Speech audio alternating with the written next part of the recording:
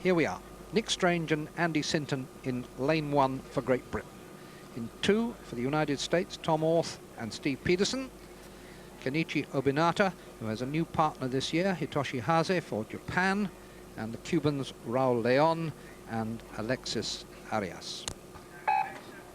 And the boot drops and away we go, and the Cubans start well in the near lane, that's 4. Reminder that Great Britain are in 1, Nick Strange in the bow and Andy Sinton at stroke. USA in 2, Japan in 3 and Cuba in 4. We won't get a real picture of the race until the boats catch up with the camera boat, which is at about 100 metres. But let's hear from Chris Baillieu. Yes, this is a real opportunity for the British double to redeem themselves from rather a lacklustre performance in the opening round, where they went off well, but in the second 500 failed to capitalise on what was a quite fast first 500. They are a fast crew through the first half of the course, and this should suit them in a repechage where it's important to get in control reasonably early. Alongside them, the Americans are probably the crew to watch, and their speed seems to be in the second half. Not a great deal to choose between these 4, though, on their times in the heats. Well, Britain have certainly started well, as Chris was suggesting, over the first 500 metres. At the top of the picture there, you saw them, I think, in second place. These are the Americans. Tom Orth and Steve Peterson. So I think Britain's squeezing out in the second 250, or as we come through 250, they're good strong sculling here. Now that's what they've got to hold. This is a combination that really could make the final if everything goes to plan. They've been going very well in the pre-Olympic training. Britain coming here well prepared from training camps in France and in Canada, and they've gone through 500 metres here in the lead. Great Britain from Cuba and the United States of America. We'll get a check on the time. 1:31, and that's fast again.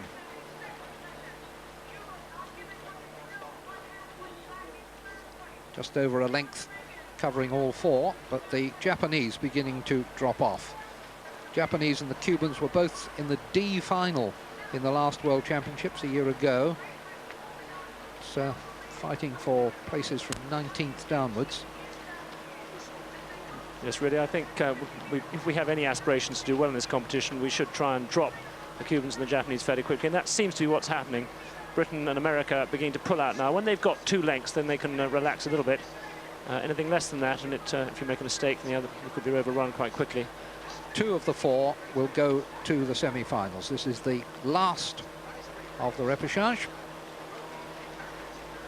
The Swiss world champions, the Gear brothers, went through directly from the heats. From here on, the competition will be very tough. Yes, because this is the only lightweight men's event for sculling. All the best scullers have come into this. A lot of the lightweight single scullers have found partners in this event, so it's a very, very high order, the standard competition. Just caution you about reading too much into this high shot until they come level with the line. That's halfway, 1,000 metres. The Americans just a fraction ahead of Great Britain. Cubans back about half a length. The news flashes up on the big scoreboard near the finish line, where there are some 14,000 spectators, and a lot of them Americans, so the news that USA is in the lead, greeted with a big cheer. I think now it's really important that we actually kill off the Cubans in this their third quarter. Good picture there of Andy Sinton, who's been a stalwart in many sculling events in recent years. The good news was with Nick Strange, who'd been in the rowing group. They formed a very natural partnership. Hopefully this will give them the platform of confidence to go into the semi-final and beyond. But it's not over yet. The Cubans are still hanging in there. Inside a length, it looks from here. These are the Cubans, Raul Leon and Alexis Arias, both 26. That's at an angle across the course, but it looks as though the Cubans are still just about overlapping the British boat. And these are the Americans. The Americans looking comfortable. I think they've got something in hand. Orth, the bowman, has been to the last 3 World Championships, but never been a finalist.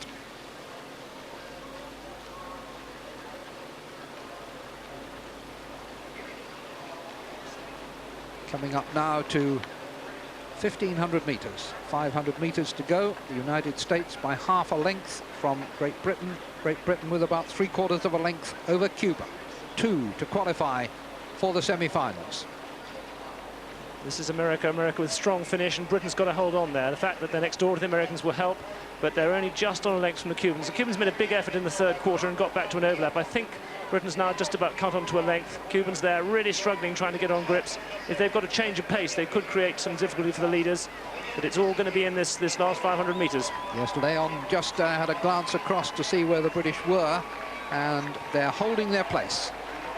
The Cubans still overlapping the British, but it's about 3/4 of a length. They've got to find quite a lot. Arias now takes a glance to his left. Leon looks over to see where the Britons are. And at the moment, they are in second place behind the United States. There's quite a lot of pain in those faces. I think it looks to me as they're not making much impression, but we do need more pace from the British double. They've got to stay in this last 250 metres. It could change, and length can be change pace really quite quickly. And my feeling is that the Cubans have bitten a little bit back out of that British lead, and they are putting in a real effort here. The camera is not absolutely square, so just be a little bit wary of that picture, but there's not a lot between them. The Americans lead, Britain having a go at them, the Cubans having a go at Britain, and as they come up over the last 50 metres, it's going to be a battle.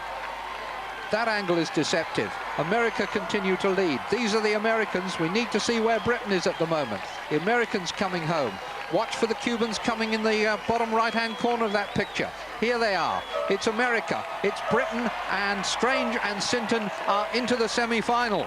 A good row. I think they really held their heads there. Very conducive to fast racing. This is by no means the fastest of the Repechage. It's about 4 seconds slower than Repechage 1, which really was very competitive.